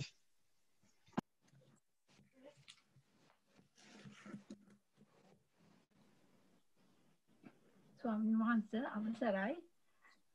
දැන් ගස කියලා අපි කලින් දැනගෙන සිටි නිසා නේ ස්වාමීන් වහන්සේ අපි ඇහෙන් දැක්කහම ඒක ගස කියලා අපිට හැඟීමක් ආවේ. එතකොට ගස කියලා එක අපි දැනගෙන හිටියේ නැත්නම් අපිට එතනදී ඇති වෙන හිතට එන්නේ මොකද්ද කියන එකයි එතන අපි කලින් දැනගෙන හිතේ හින්දායි අපිට ඒක ගස කියලා හිතට ආවේ. නමුත් අපි ඒක ගස කියලා දැනගෙන නොහිටියනම් ඒක අපි හිතට අපි කොයි වගේද එතකොට වැටෙන්නේ හිතට එන්නේ ස්වාමීන් වහන්සේ. ඒකට උදාහරණයක් මම කියන්නම්. මේ ස්වාමීන් වහන්සේ ඔබතුමියට ලිලි ෆෘට් හම්බෙලා ලිලි ෆෘට් දැකලා තියෙනවද? ලිලි ෆෘට් දැකලා තියෙනවද? නෑ ස්වාමීන් වහන්සේ නෑ. හිතා ගන්නවත් බෑ නේද? බෑ. ඔන්න ඔය වගේ අත්දැකීමක් තමයි එදාට එන්නේ. ගහ කියන එක දැකලා අඳුරලා නැතිනම් ඒ කියන්නේ රූපේ දැක්කත් මොකද්ද කියලා දන්නේ නැහැ හිතන්න. එතකොට අපි ඒක හිතට ගන්නේ නැහැ එතකොට ස්වාමීන් වහන්සේ. හිතට ගන්නේනවා දන්නේ නැති මොකක් හරි එකක් කියන සංඥාවක් එනවා. දැන් ලිලි ෆෘට් කියනකොට දැන් ඔබතුමියට ඔන්න ෆෘට් කියන නිසා පළතුරක් වෙන්නේ නැති කියලා හිතුණානේ. හැබැයි පළතුරක් කියලා හිතුණාට මොන වගේ එකක්ද කියලා හිතා ගන්න බැරි වුණානේ. ලිලි ෆෘට් කියලා එහෙම පළතුරක් නෑ මම නිකන් අර කියන්න ඕන හින්දා උදාහරණයකට කිව්වේ. මොකද දන්නේ නැති එකක් කියන්න බෑ. හිතට ආපු එකක් මම මේ කිව්වේ. ඒ කියන්නේ උදාහරණයකට කියනකොට නැත්තම් දන්න එකක්ම කියපු ගමන් ඒක දන්න හින්දා ආයෙත් ගැට ගහ ගන්නවානේ. හැබැයි දැන් ඔන්න පොල් ගෙඩියක් කිව්ව ගම. එහෙම නැත්නම් ඇපල් ගෙඩියක් කිව්ව ගම. ටක් ගාලා හිතට ඒ සටහන එනවනේ. ඒ කියන්නේ ඒ රූප සටහනට අපේ හිතින් හදලා සකස් කරපු දේ මේ දෙක එකට ගැට ගහපු නිසායි නම මතක් කරනකොට රූපේ මතක් කරන්නත් පුළුවන්. රූපේ දකින්නකොට නම මතක් කරන්නත් පුළුවන්. රූපේ දකින්නකොට නමක් මතක් කරන්න නැතිනම් අපි ඒකට නමක් දා ගන්නවා ටක් ගාලා. මෙන්න මෙහෙම එකක් නම් මම දැක්ක එකට මොකක්ද කියන්නේ කියන්න දන්නේ නැහැ. හැබැයි ඒද අපේ හිතේ එහෙම සටහනක් ඉතුරු කරගන්නවා නමක් නැති සටහනක් විදියට. ඊට පස්සේ කවදා හරි දවසක එක කාගෙන් හරි අහලා දැනගත්තාම අන්නේ අහලා දැනගන්න වෙලාවේ අර සටහනත් එක්ක ආයි මේක අලුත් කරනවා. එදා දැක්කේ මෙහෙනම් මේකක් තමයි නේද? එදා දැකලා තියෙන්නේ නම් ගහක්. කියලා ඔන්න දැන් අලුතෙන් තමයි අර රූපෙත් එක්ක මේ හිතේ හදපු සටහන එකතු කරන්නේ. පැහැදිලි නේද? එහෙයි ස්වාමීන් වහන්සේ. අර ස්වාමීන් වහන්සේ කියවනේ අර අම්මා කියලා කෙනෙකුට එහෙම කෙනා වෙනස් විදිහට පේනවා කියලා. ඒ කියන්නේ එයාට වයස අනුව එක්කෙනා එකම රූපෙට නම දාලා තියෙනවා එක එක නමක් නේ ස්වාමීන් දැන් මෙහෙම හිතන්නකෝ ඔබතුමිය ගැනම මම ගන්නම්කෝ උදාහරණයකට ඔබතුමිය අද අම්මා තාත්තා ජීවිතුන් අතර ඉන්නවත්ද? අම්මා තාත්තා නෑ ස්වාමීන් වහන්සේ. අපි හිතමුකෝ මේ වෙනකනොත් හිටියා කියලා උදාහරණයකට. ඒ හිටියානම් ඔබතුමිය දිහා දකින්නේ දරුවා දුව කියන අදහසින් නේ අම්මට තාත්තට පේන්නේ. එතකොට දැන් ওই රූපේ ඉන්නේ දුවක් වුණ. එතකොට ඔබතුමියට මහත්යට පේන්නේ දුව කියලා නෙමෙයිනේ. බිරිඳ විදිහට පේන්නේ. ඒ කියන්නේ එකම ඔය රූපෙම වයසට යන්න ඕනේ නැහැ. ඒ කියන්නේ ඔය රූපෙම පේන්නේ මහත්යට මේ මොහොතේ නෝන විදිහට. ඔය රූපෙම මේ මොහොතේ දරුවන්ට පේන්නේ අම්මා විදිහට. අම්මා. හරිද? ඔය රූපෙම අක්කා කෙනෙක් ඉන්නවා නම් එයාට පේන්නේ නංගි විදිහට. නංගි කෙනෙක් ඉන්නවා නම් එයාට පේන්නේ අක්කා විදිහට. අක්කා විදිහට පෙනේ, නංගි විදිහට පෙනේ, නෑනා විදිහට පෙනේ, ලොකු අම්මා විදිහට පෙනේ, පුංචි අම්මා විදිහට පෙනේ. නේද? එක එක්කෙනාට පේන්නේ එකම රූපෙ පෙන්ලා තියෙන එක එක විදිහට. ඒ කියන්නේ කෙනා ඔය රූපෙත් එක්ක හිතේ හදපු විදිහ නේද යාට පේන්නේ. දැන් එක්කෙනෙක් හදාගන්න ওই රූපේ අම්මා කියලා. එතකොට එයාට අම්මා කියන හැඟීම, සෙනෙහස, ආදරය, ගෞරවය, කරුණාව කියන තොරතුරු ටිකත් එක තමයි ඔය රූපෙත් එක්ක ගනුදෙනු කරන්නේ. ඕක තමයි ලෝකේ ඇත්ත. ඕක නෑ කියලා නෙමෙයි කියන්නේ. ඕක කරන්න එපා කියලාත් නෙමෙයි කියන්නේ. ඕක තමයි ලෝකේ පවතින ඇත්ත. හැබැයි ඕක ඇත්තයි කියලා හඳුනා ගන්න අපි දෙපැත්තට වෙන් කරලා බලන්න ඉපේ. පැහැදිලිද මං කියන කාරණේ? දැන් අපි හිතමුකෝ ඔබතුමියට යම් වෙලාවක අපි හිතමුකෝ නම් මොකක් හරි අසනීපයක් හැදුණා කියන්නකෝ. අසනීපයක් හැදුන වෙලාවට ඔන්න අම්මටයි තාත්තටයි දුක එන්නේ දුව අසනීපුණා කියන තැනකින්. ඕන එතකොට ඒගොල්ලෝ දුක ඇවිල්ලා තියෙන්නේ හදාගත්ත විදියට. මහත්තයාට දුක එන්නේ නෝන අසනීපුණා කියලා. එයා දුක හදාගත්ත විදිහ, එයා හදාගත්ත විදිහට එයාට දුක ඇවිල්ලා තියෙන්නේ. දරුවන්ට දුක එනවා නේ අම්මා අසනීප වෙලානේ කියලා. එතකොට දරුවන්ට දුක ඇවිල්ලා තියෙන්නේ එයා හදාගත්ත විදිහට. එකම එක්කෙනාට නම් ගොඩකින් පාවිච්චි කරන්න පුළුවන් එක අවස්ථාවක් පුළුවන් වෙලා තියෙන්නේ කෙනා හදාගත්ත විදිහටයි කෙනාගේ ලෝකේ තියෙන්නේ. කෙනාගේ ලෝකේ විදිහට. එතකොට බාහිර ලෝකයේ ආධ්‍යාත්මික ලෝකයේ දෙකම එකක් නෙමෙයිනේ දෙකක්නේ. දැන් බාහිරෙන් ওই රූපේ පේන්නේ. හැබැයි ආධ්‍යාත්මික පැත්තෙන් කෙනාට එක විදිහට හදාගෙන තියෙනවා. එතකොට අපි මේ දෙක වෙන් කරගත්තේ නැත්නම් අපි රැවටෙනවා ආධ්‍යාත්මිකව හදපු දේ බාහිර තිබිච්ච එකක්මයි කියන තැනකින් මේ දෙක එකට ගැට ගහගත්තාම ආයෙ ලියා ගන්න බැරි තරමට අපි සසරට ලෝකෙට ගැට ගහනවා. පැහැදිලි නේද කාරණේ? ඒ ස්වාමීන් පැහැදිලි. නෑ බොහොම හොඳයි මේ ප්‍රශ්නේ ඇත්තටම යොමු කරපු එක. පින් සිදු වේවා ස්වාමීන් වහන්සේ. සේවම් සරණයි. හොඳයි තෙරුවන් සරණයි. තෙරුවන් සරණයි. දැන් ශශිකා මහත්මිය ප්‍රශ්න අහන්න. අවසරයි ස්වාමීන් වහන්සේ. තෙරුවන් සරණයි. ඔව් තෙරුවන් සරණයි. ස්වාමීන් වහන්සේ සති නිමිත්ත ගැන ප්‍රශ්නයක් තියෙන්නේ. මට තොල් දෙක ගැටෙන තැන එතන සිහියට එනවා. ඊට පස්සේ අර වැඩ කරනකොට දැන් තොල උඩට තහඩිය වගේ තියෙනකොට එතනට ඊට පස්සේ හිත යනවා.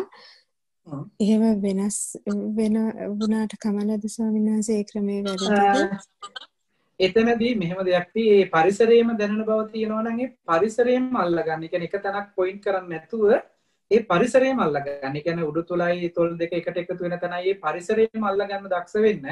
එහෙම නැතිනම් තැන් දෙකක කරන්න එපා. මොකද දෙපැත්තකට පැන කරන්න ගියොත් එක තැනකවත් පිහිටව ගන්න බැරුව යනවා. ඒ නිසා අර එහෙම දැන් අර දාඩිය දාන වෙලාවට වගේ දැනෙන එක අතාරින්න. මොකද ඒක දාඩිය දාන වෙලාවට මොන හරි අතිරේක දෙයකට හම්බ වෙන එකක් නේ. දැනුම් සහිත බව. ඒක අතාරින්න තොල් දෙක වදින තැන එකට එතන ගත්තනම් මම හිතනවා සුදුසුයි කියලා. මොකද අරක ප්‍රායෝගිකව බලුවොත් එහෙම සමහර වෙලාවට ඒ කියන්නේ දාඩිය නොදා තියෙන අවස්ථාවක වගේ සති නිමිත්ත උතන පුරුදු කළොත් හදා ගන්න බැරුව යනවා. මොකද අපි හැම වෙලේම අතිරේක කාරණයක් ගොඩාක් කරුණු එකතු කරලා ගන්න යන්න එපා. ඒ කියන්නේ මම අර එකයි මුලින්ම මතක් කරේ හිරි වැටෙන බවක්, නලියෙන බවක්, තද වෙච්ච බවක්, ඉදිමෙච්ච බවක්, ඒ කියන්නේ ගල් ගැහිච්ච බවක්, ඒ වගේ තැනකින් සති නිමිත්ත හදන්න උත්සාහවත් වෙන්න එපා කියලා. මොකද ඒ වගේ තැනකින් හදන්න හරි ලේසියි. හැබැයි ලේසි වුණාට ඒක හදාගත්තාම අපිට ඊට පස්සේ හරි අමාරුයි ඒ වැරදි විදිය එහෙම නැතිනම් ඒ දෝෂ සහිත දේ ඉවත් කරන්න. ඒ නිසා ඔබතුමියට මම සුදුසුයි කියලා හිතනවා. අර දාඩිය දාන අවස්ථාව නැතුව ඊළඟ අනිත් අර නිතර හුරු කරන්න බලපු අවස්ථාවම සුදුසුයි කියලා.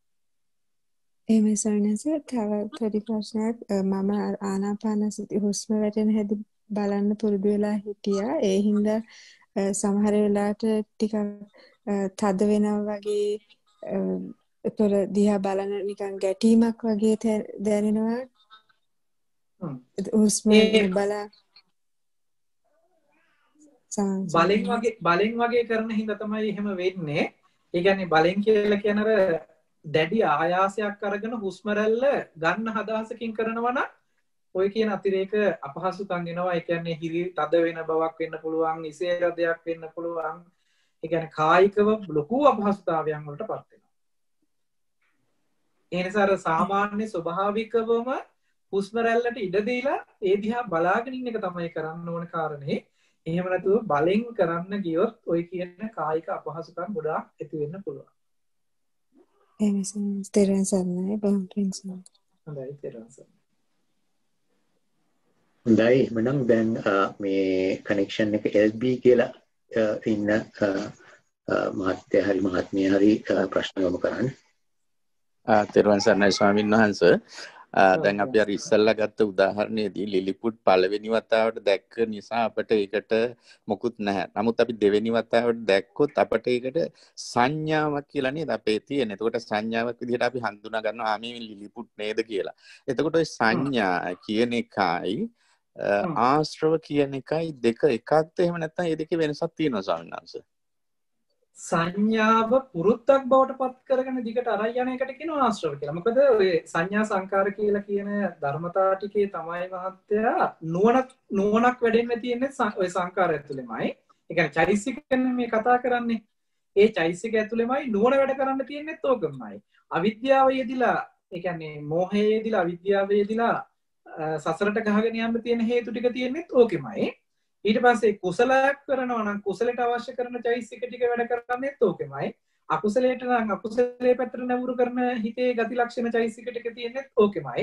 භාවනා කරනකොට හිත දියුණු කරගන්න පුළුවන් මට්ටමේ ඒ කියන්නේ සමතයේදී නීවරණ ටික දුරු කරන පැත්ත, ඊළඟට විදර්ශනා පැත්තට ගියපුවම නුවණක් වැඩෙන පැත්ත, රූපාවචර වේවා අරූපාවචර වේවා ඔය කියන සියලුම කාරණා ටික තියෙන්නේ ඔන්න ඔය නාම ධර්ම ටික ඇතුලේ. පැහැදිලිද? ඒ නිසා ඒ කියන්නේ ගන්න සංඥාවත් එතනම තමයි සංඥාවත් එතෙන්ටමයි ගොනු කරන්නේ. ඒකම තමයි පුරුද්දක් බවට පත් කරපුවාම අපි මේ සංඥාව කියන අදහස පුරුද්දක් බවට පත් වුණාම ඒ කියන්නේ හුරුවක් බවට දිගින් දිගට හිත ඇසුරු කරන්න දුන්නාම අපි ඔකට කියනවා ආශ්‍රව කියලා. පැහැදිලි සම්මානංශ. සංඥාව කියන්නේ ආශ්‍රවේ නෙමෙයි. සංඥාව නිසා ආශ්‍රව ධර්මයන් යෙදෙන්න පුළුවන්.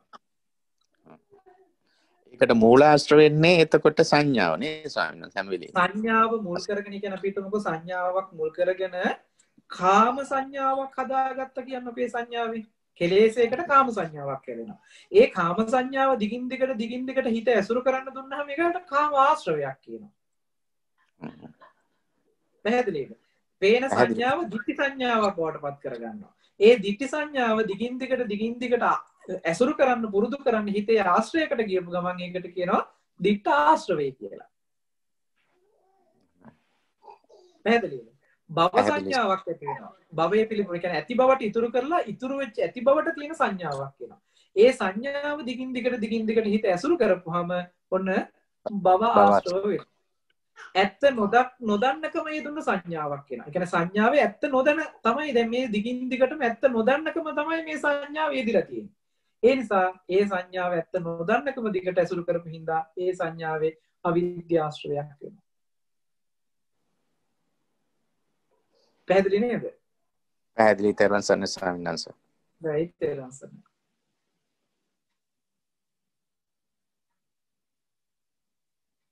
හොඳයි, තව ප්‍රශ්න තියෙනවද?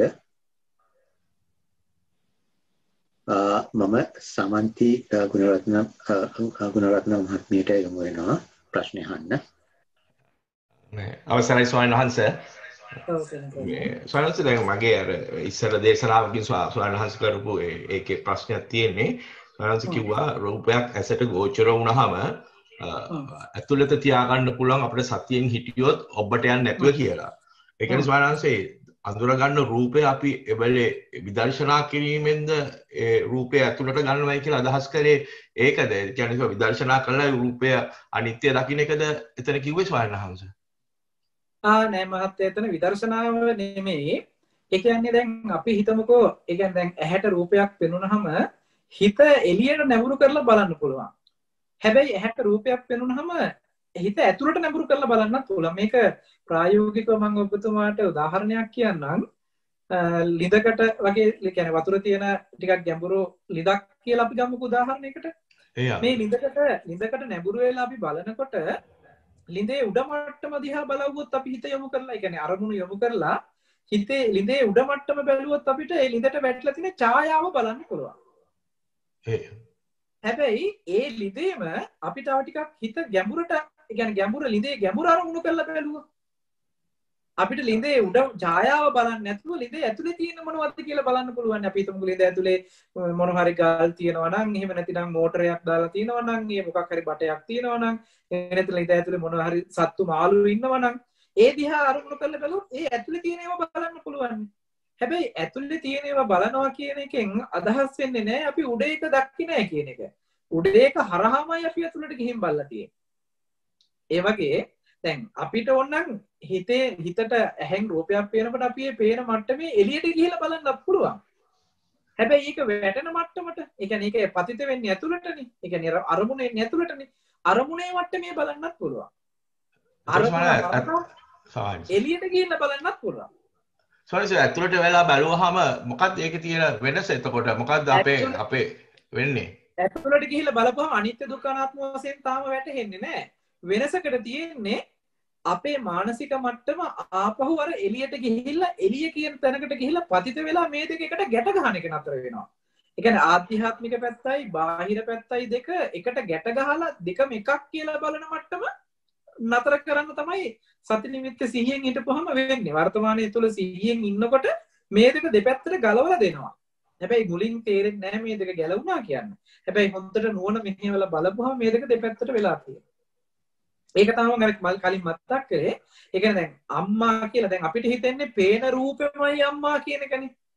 එතකොට ඒ පේන රූපේ අම්මම නම් අනිත් අයටත් ඒ රූපේ දකිනකොට අම්මම කියලා හිතෙන්නේ නැහැ. හැබැයි අනිත් අයට අම්මා කියලා හිතෙන්නේ නැතුව තව කෙනෙකුට දුව කියලා හිතෙනවා, තව කෙනෙකුට ආච්චි අම්මා කියලා හිතෙනවා, තව කෙනෙකුට අක්කා කියලා හිතෙනවා, තව කෙනෙකුට නංගි කියලා හිතෙනවා නම් මේ පෙනිච්ච රූපෙම අම්මා නෙමෙයි. ඒ රූපෙට අම්මා කියලා හිතලා ඒ රූපෙත් එක්ක අපි ඇසුරු කරපු එකයි කරලා තියෙන්නේ. එතකොට එතනින් අදහස් ගන්න එපා මේ අම්මා කෙනෙක් නැහැ තාත්තා කෙනෙක් නැහැ කියලා එහෙම ගන්න එපා. මොකද මේ ධර්මතාවය මම මේ කියන්නේ. මේ ධර්මතාවය තුල අම්මා කියලා අපි ඇසුරු කරන්නේ නැහැ හැම රූපෙත් එක්කම. අපිට පේන හැම කාන්තා රූපයකටම අපි අම්මා කියන්නේ නැහැ නේ. පැහැදිලිද? ඒ නිසා අපේ හිතට එන අරමුණ ආපහු අර රූප පැත්තට නැඹුරු වෙලා තිබ්බහම මේ දෙකම එකක් වෙලා තියෙන්නේ. නමුත් සිහියෙන් ඉන්නකොට කරන්නේ මේ බහැරට ඇදගෙන ගිය බහැරට ගහගෙන ගියපු එක ආපහු ඇතුළ පැත්තට හරවන එක කරන්නේ. දොරෙන් ඇතුළ පැත්තට හරවනවා. එතකොට ඇතුළ පැත්තට හැරෙව්වට උපාදාන හරි සාරද. එතකොට උපාදානීය ඇලීම ඒකමද ඇලීමේ වෙනසක් වෙනවද? ඒක එහෙමම තියෙන. ඒකයි විදර්ශනා කරන්න ඕනේ කියලා කියන්නේ ඒකයි. නැත්තම් ඔතනින් කළොත් ඔතනින් ප්‍රශ්නේ විසඳනවා නම් කෙලස් ටික නැති වෙනවා නම් ඔතනම නිවන් දකින්න පුළුවන්. ඔතනින් කරන්නේ මේ දෙක දෙපැත්තට අයින් කරලා දෙනවා විදර්ශනා කර ගැනීමට පහසුවට. දැන් පැහැදිලි සවනහස. පැහැදිලි නේද? පැහැදිලි. ඔක සමතේක සමාධියෙන් කරන කාරණේ. ඒක නීවරණ වලින් අයින් කරලා මේ ආධ්‍යාත්මික පැත්තට හිත නැඹුරු කරන එක කරනවා.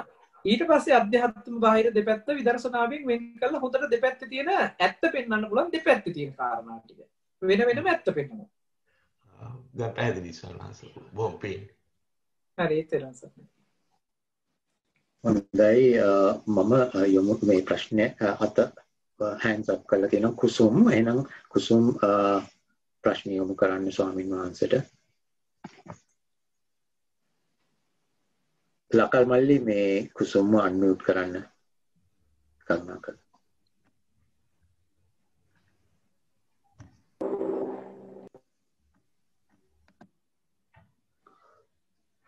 ස්වාමීන් වහන්සේ ඔව් තෙරුවන් සරණයි.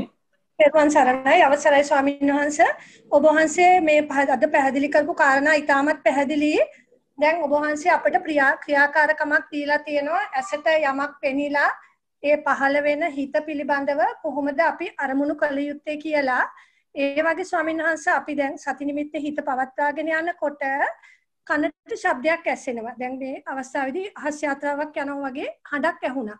එතකොට ස්වාමීන් වහන්සේ අර මේ දැන් ඔබ වහන්සේගේ ක්‍රියාකාරකම ඇස පිළිබඳව පමණක්ද නැත්නම් අනිකුත් ආයතන වලින් එන අරමුණුත් මේ අවස්ථාවේදී අර විදියටම බාහිර සහ අභ්‍යන්තර වශයෙන් අපි සලකා බැලිය යුතුද කියලා ඉතාමත් ගෞරවයෙන් ඔබ වහන්සේගෙන් පැහැදිලි කිරීමක් බලාපොරොත්තු වෙනවා. එතනදී පැහැදිලිව මේ කියන කාරණේත් හරි. ඒ කියන්නේ මොකද මම අර දුන්නේ එක ආයතනයක් ගැන. මොකද අර වැඩ කරන ගමන් සමහරලාට පුරුදු නැති නිසා කාර්ය බහුලකම වැඩි නිසා කෙනෙකුට එක අරමුණක් විතරයි මම දුන්නේ. Tamanට කැමති නම් විවේකයේ තියෙනවා නම් විස්තර කරගන්න පුළුවන් ක්‍රියාව නුවණ තියෙනවා නම් ආයතන පහ පිළිබඳවම බලන්න පුළුවන් ඕක. එහෙමයි ස්වාමීන් වහන්සේ. පුළුවන් උපරිම උත්සාහ කරන්න ස්වාමීන් වහන්සේ. පුළුවන් උපරිම උත්සාහ කරන්න. එතකොට මම කියන ආයතන පහ පිළිබඳවම බලන්න පුළුවන් ඕම. අර ගොඩක් එකට ගත්තහම කෙනෙකුට ඒක ටිකක් අර කරගෙන යනකොට වේගෙන් අරමුණු වෙනවනේ ගොඩක්. ඒ නිසා අර මම එකක් දුන්නේ ඒ නිසායි. ගමන්නේ කීප එක ඔක්කොම බලන්න පුළුවන් නම් බලන්න. හැබැයි එතකොට වැඩි නම් Tamanට තේරෙනවා නම් ඒ කියන්නේ එන අරමුණු ගන්න වැඩිනේ. ඒ කියන්නේ ඇහැටත් පේනවා, කනටත් ඇහෙනවා, නහයටත් දැනෙනවා, දිවටත් දැනෙනවා, කයටත් දැනෙනවා. එකක් එකක් ගානේ බලන්න ගියපම වේගෙන් බලන්න වෙනවනේ. ඒ නිසා එහෙම බලන්න හැකියාව තියෙනවා නම් බලන්න පුළුවන්.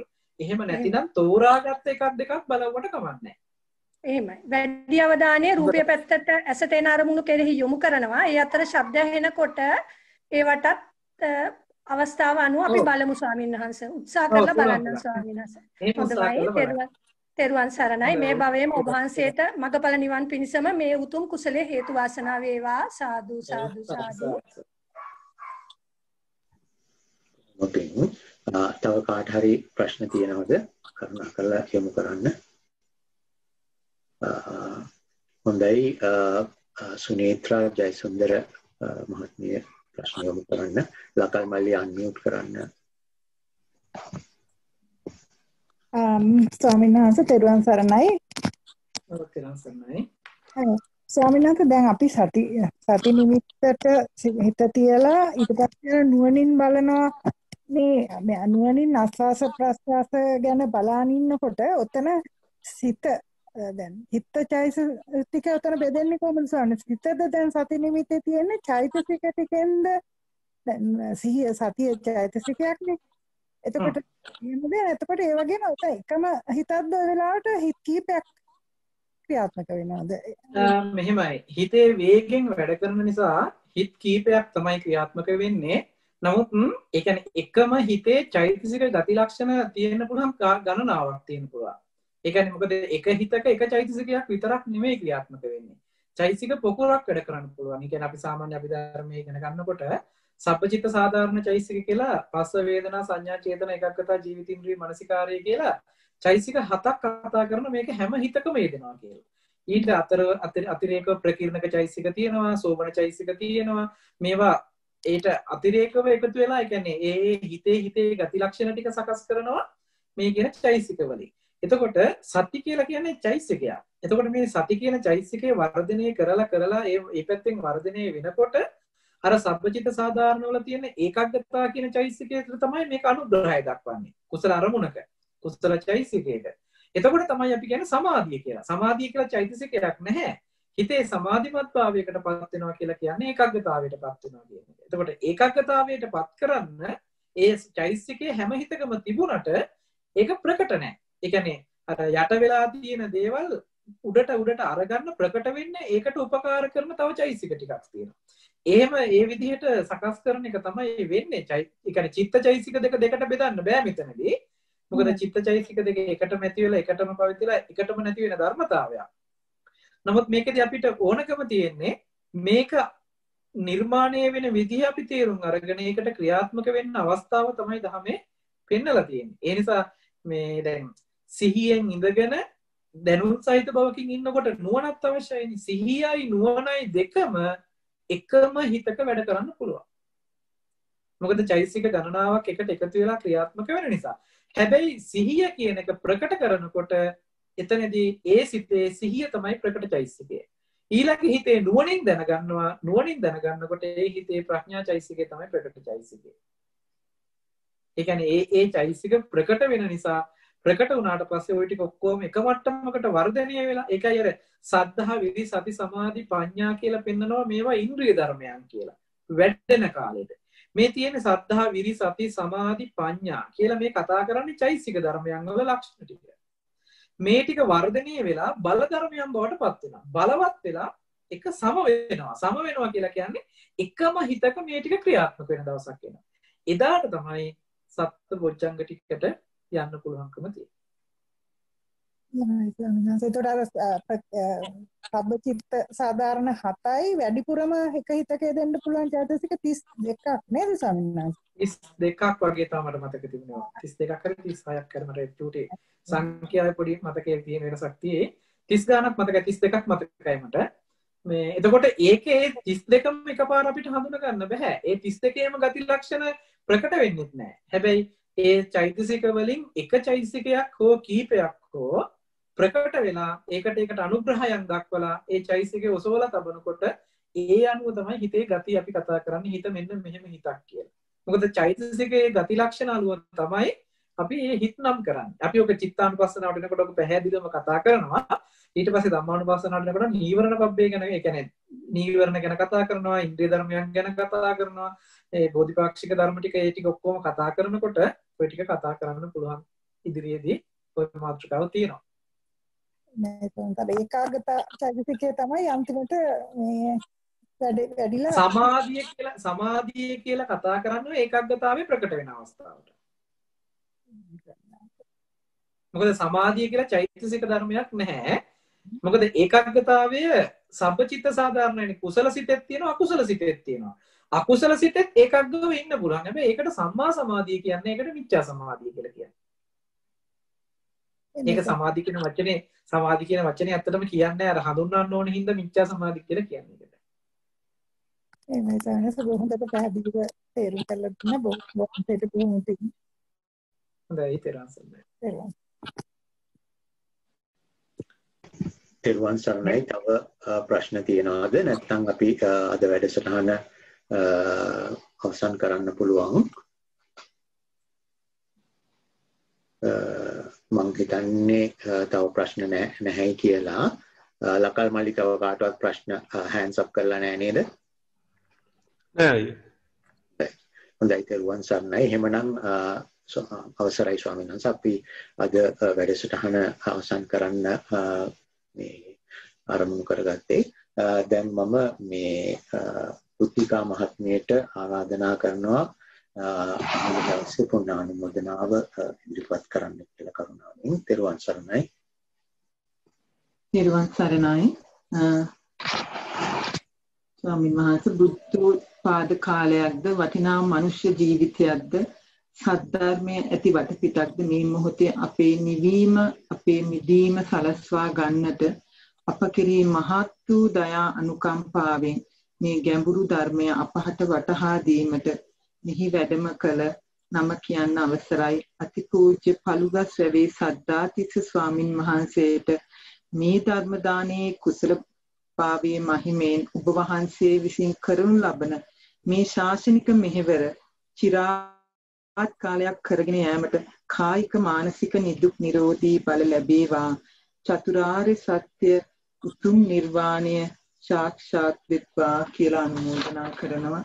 එසේම ඔබ වහන්සේගේ ගුරු උපාදානයන් වහන්සේගේ ඔබ වහන්සේගේ මෙලට බිහිදු කර දෙමාපියන්ටත් මේ පින් අනුමෝදනා වීමෙන් නිදුක් නිරෝගී භවම අත් වේවා කියලා ප්‍රාර්ථනා කරනවා.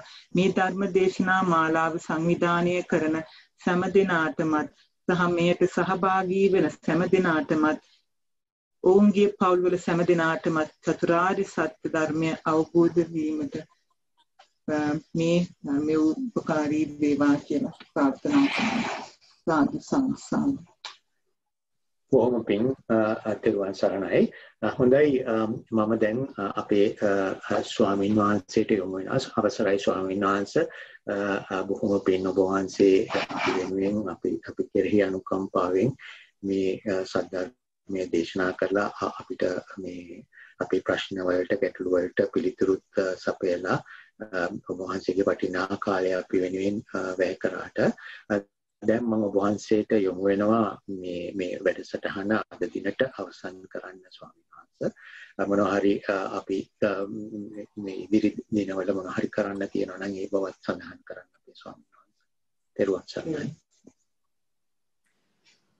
ඔබයි හැම දිනකටම තෙරුවන් සරණයි. අද දවසේ අප විසින් සිදු කරගත්ත සියලුම පුණ්‍ය ශක්තිය කුසල ශක්තිය පින් කැමැති සියලුම දෙවියන්ට අපි අනුමෝදන් කරමු. අනුමෝදන් වේවා. දෙවියන් සතුටින් මේ පින් අනුමෝදන් වෙලා දිවේසුරු සම්පත් වර්ධනය කරගෙන දෙවියන්ට ප්‍රාර්ථනා කරන බෝධියකින් නිවනින් සැනසෙත්වා කියලා සාදු කියලා පින් අනුමෝදන් කරමු. ඒ වගේම සිදු කරගන්නට යෙදුන අති උදාාර පුණ්‍ය ශක්තිය කුසල ශක්තිය අපවත් වී වදාළ සියලුම සංඝ පීඨුන් වහන්සේලාට ඔබ අප හැම දෙනෙක්ම නමින් මේ පරලොව ගිය සියලුම ඥාති වර්ගයාට ඒ වගේම මේ වෙනකොට ලෝකේ පුරා විශාල වශයෙන් මේ ව්‍යසනයකට ලක් වෙලා මිය පරලොව යන විශාල පිරිසක් සිටිනවා. අපි සත්පුරුෂ අදහසින් මේ අයත් සිහිපත් කරමු මේ වෙලාවේ. ඒ අයට තියෙන එකම උපකාරය පින් අනුමෝදන් වෙන තැනක සිටිනවා නම් මේ පින් සතුටින් අනුමෝදන් වෙලා ඒ අය දුකින් අත මිදලා සැපවත් වේවා කියලා අපි ඒ අයටත් මේ වෙලාවේ පින් අනුමෝදන් කරමු. පොදුවේ මියගිය හැම දිනාටද මේ පින් අනුමෝදන් වේවා දුකකණන්ගෙන් අත මිදලා සැපවත් වේවා කියලා සාදු කියලා පින් අනුමෝදන් කරනවා. තුනුරුවන්ගේ අනන්ත ගුණ බලයෙන් දිව්‍යංග දේව රැකවරණේ සිද්ධ කරගන්නට යෙදුන අති උදාර පුණ්‍ය ශක්තියේ කුසල ශක්තිය බලයෙන් විශේෂයෙන්ම අපිට මේ මග යන්නට අපිට මේ විදිහට දහම් අර්ථයන් තේරුම් ගන්නට පුළුවන්කම ලැබෙන විදිහට අර්ථයෙන් ධර්මයෙන් අපිට නිරන්තරයෙන් අනුශාසනා සිද්ධ කරන අප ධර්මාචාර්යයන් වහන්සේ මේ වෙලාවේ සිහිපත් කරනවා මා කඩවල සුදස්සන ගෞරවනීය ස්වාමින් වහන්සේව ඒ වගේම නන්දරතන ස්වාමින් වහන්සේ ඒ වගේම සුදස්සි හාමුදුරන් වහන්සේ ඒ වගේම කශ්‍යප පඬිතු හාමුදුරන් වහන්සේ ඇතුළු ඒ මහා සංඝරත්නයත් මේ වෙලාවේ සිහිපත් කරනවා ඒ වගේම මේ වැඩසටහන සංවිධානය කරන කටයුතු වලදී සම්බන්ධ වෙච්ච පිරිසක් සිටිනවා. ඒ අතර විශේෂයෙන්ම ප්‍රසන්ත මහත්මයා, ඒ වගේම ලකල් මහත්මයාත් විශේෂයෙන්ම මතක් කරනවා. ඒ ඇතුළු කොට මේ පින්කමට මේ වැඩසටහනට සම්බන්ධ වෙච්ච මේ සියලුම දෙනාටත්, ඒ වගේම මේ පසුව නැවත ශ්‍රවණය කරන ලබන හැම දෙනාටම කාය චිත්ත පීඩාවකින් තොර නිරෝගී භාවය, දිගාසිරි සම්පන්නිය ලබන්නට කරන කටයුතු සාර්ථක කරගෙන ධර්මානුකූල ජීවිතයක උතුම් වූ නිවනින් සැනසෙන්නට මේ සියලුම පුණ්‍ය ධර්මය උතුම් පාරමිතා ධර්මයක්ම වේවා කියලා සාදු කියලා ප්‍රාර්ථනා කරන්නට හැම දිනාටම තෙරුවන් සරණ ප්‍රාර්ථනා කරනවා. සාදු සාදු සාදු. සීලවන්තං ගුණවන්තං පුඤ්ඤක්ඛෙත්තං අනුත්තරං දුර්ලභේන මයා ලද්දං බුද්ධ පුත්තං නමාමහං. සාදු සාදු සාදු. තෙරුවන් සරණයි පින්වත්නි.